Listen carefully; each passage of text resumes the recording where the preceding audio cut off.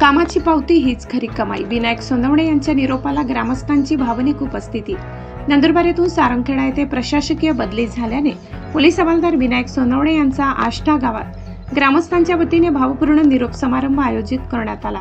गावकऱ्यांनी दिलेल्या प्रेमळ सन्मानामुळे कार्यक्रम भावनिक वातावरणात पार पडला. गावाच्या प्रवेशद्वारापासूनच ग्रामस्थांनी सोनवणे यांचे उत्स्फूर्त स्वागत केले.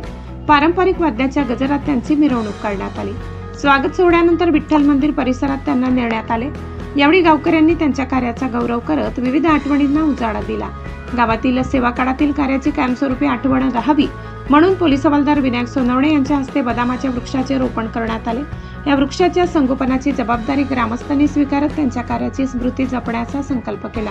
त्यानंतर विठ्ठल मंदिर चौकात छत्रपती शिवाजी महाराज व डॉक्टर बाबासाहेब आंबेडकर यांच्या पुतळ्यांना पुष्पहार अर्पण करून अभिवादन करण्यात आले. कार्यक्रमात ग्रामस्थांनी मनोगत व्यक्त करत सोनवणे यांनी गावात बजावलेल्या कर्तव्यनिष्ठ सेवेसाठी त्यांचे कौतुक केले.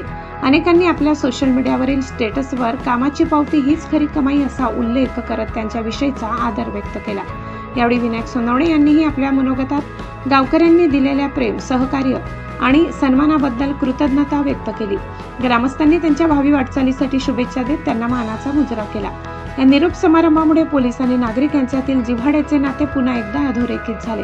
आशापुरी न्यूजसाठी मुख्य संपादक लाला चव्हाण यांचा ग्राउंड रिपोर्ट.